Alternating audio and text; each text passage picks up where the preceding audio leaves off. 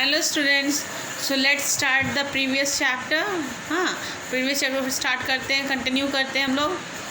अब देखते हैं, टॉपिक है रेस्पिरेशन इन अमीबा। अमीबा में रेस्पिरेशन कैसे होता है। अमीबा क्या है, एक सिंगल सेल्ड एनिमल है, ठीक है, यानी कि यूनिसेल्युलर है। Amoeba depend on simple diffusion of gases for breathing. Amoeba क्या डिफ्यूज़न पर डिपेंड करता है ब्रीथिंग करने के लिए, डिफ्यूज़न प्रोसेस के द्वारा। Diffusion of gases takes place through the thin cell membrane of amoeba. उसके शरीर का जो सेल मेम्ब्रेन होता है वो बहुत ही पतला होता है, जिसके द्वारा एक्सचेंज ऑफ गैसेस का प्रोसेस होता है, ठीक है। अमीबा क्या करता है, वो वाटर में रहता है। This water has oxygen gas dissolve in it. उसी वाटर में ऑक्सीजन क्या होता है, डिजॉल्व रहता है।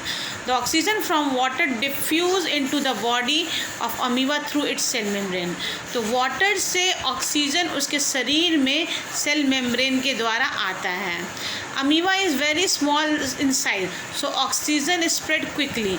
वो इतना छोटा साइज में होने के कारण झट से ऑक्सीजन शरीर में प्रवेश कर जाता है, पूरे शरीर, अमीबा के पूरे शरीर में फैल जाता है।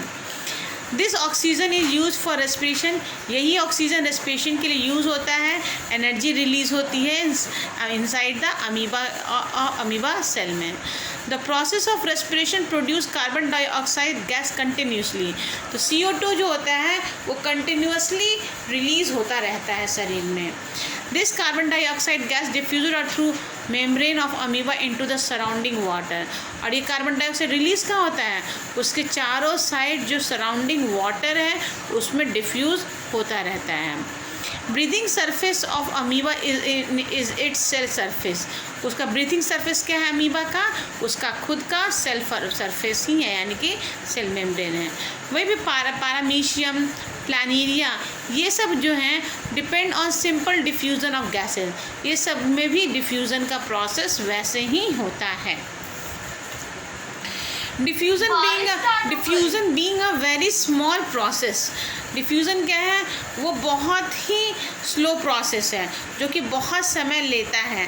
Which take a lot of time to make oxygen available to the body sales.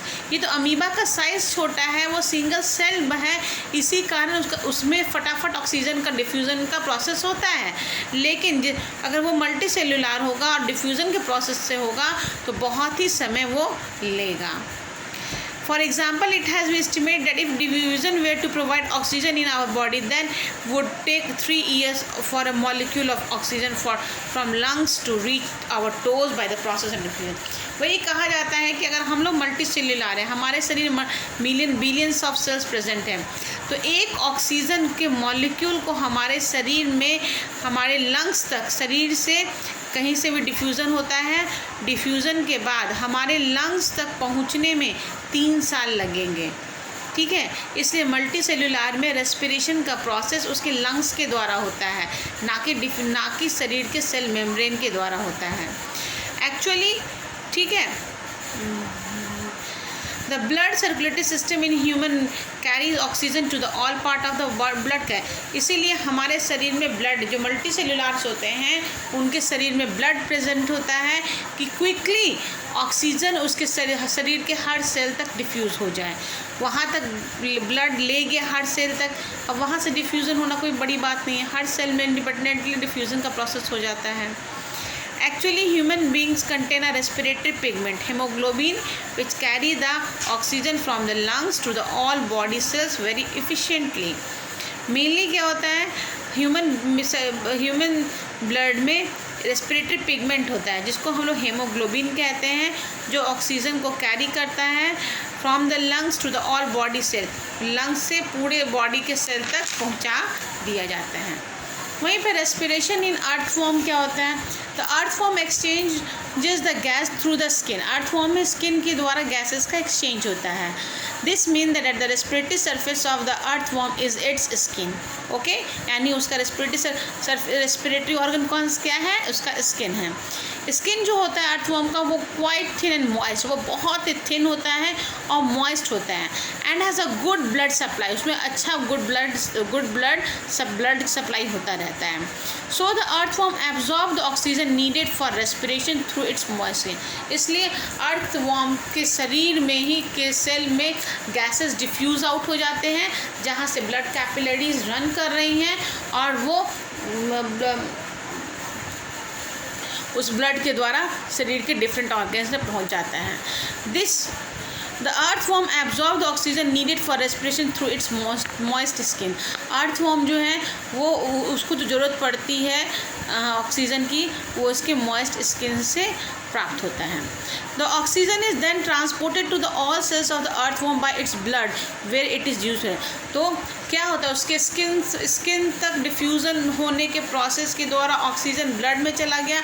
अब ब्लड का सप्लाई पूरे होल बॉडी में होगा, तो होल बॉडी में गैसेस ऑक्सीजन पहुंच जाएगा।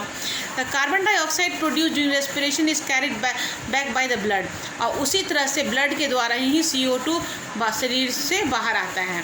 CO2 is expelled from the body of the earthworm through their skin। वैसे ही जैसे ऑक्सीजन शरीर में प्रवेश किया था स्किन के द्वारा, स्किन से पूरे ब्लड के द्वारा पूरे बॉडी में पहुंच गया, वैसे ही ब्लड से होता हुआ वो स्किन तक पहुंच के बॉडी से बाहर चला जाता है। Gases exchange takes place through the skin which is thin moist and just like earthworm. वैसे ही लीच में भी होता है, ठीक है। अर्थवॉर्म में, लीच में, सब में उसके स्किन के द्वारा ही रेस्पिरेशन का प्रोसेस होता है। वहीं पे रेस्पिरेशन जो फिशेस में रेस्पिरेशन होता है, इस फिशेस में स्पेशल ऑर्गन्स होते हैं गिल्स, वो बोथ साइड में प्रेजेंट होते हैं हेड के। The gills are covered with gill covered with they are not visible from outside. वो कवर होते हैं, गिल कवर से कवर्ड होते हैं, जिसके कारण बाहर से गिल दिखता नहीं है। The fish live in water and this water content dissolve. Fish क्या पानी में रहता है, और पानी क्या होता है, पानी में ऑक्सीजन मिला हुआ रहता है। फिश क्या करती है, यूज़ करती है इस ऑक्सीजन को, घुले हुए पानी को। The fish breathe up by taking in water through its mouth and sending it to the. क्या करती है फिश, पानी को मुंह में लेती है और उसको गिल्स तक भेज देती है। When water passes over the gills, the Gill extract dissolve oxygen from this water. और जब पानी गिल्स से पास करता है तो गिल्स क्या करता है, पानी में से ऑक्सीजन को फिल्टर कर लेता है। The water then goes out through the gill slit, thus the dissolved oxygen is extracted from the water by fish, then it flow over the gills। जब गिल्स में फिल्टर हो जाता है तब वो शरीर में पहुंचा दिया जाता है, और the extracted oxygen is absorb by blood. वहीं पे ब्लड, जब लंग्स में, गिल्स में ब्लड कैपिलरीज होती हैं, गिल्स में पानी से ऑक्सीजन को फिल्टर कर लिया जाता है और उस ब्लड के द्वारा होता हुआ पूरे शरीर में ऑक्सीजन पहुंचा दिया जाता है। वैसे ही कार्बन डाइऑक्साइड भी वापस उसी ढंग से आकर फिर गिल्स से होता हुआ, मुंह से होता हुआ वापस की ओर निकल जाता है।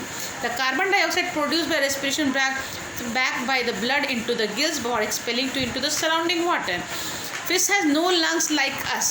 The gases exchange in fishes takes place in gills। Fishes में कोई लंग्स नहीं होता हमारे जैसे, उनके पास गिल्स होता है, एक respiratory organ. The respiratory surface of fish is surface on its gills। It is a common observation that which fish is taken out of the water it dies soon। इसीलिए जब फिशेस को पानी से बाहर निकाल दिया जाता है तो वो सांस नहीं ले पाती और वो जल्द ही मर जाती हैं। Because fish does not have a lungs to utilize oxygen from. क्योंकि फिशेस के पास लंग्स नहीं है, वो एटमॉस्फेयर से ऑक्सीजन को नहीं ले सकती है। उसके पास गिल्स है जो कि वाटर से एक्सट्रैक्ट करके ले सकती है ऑक्सीजन को। Gills can not take oxygen from the air and land, so fish does not get oxygen from breathing when take out of the water it dies.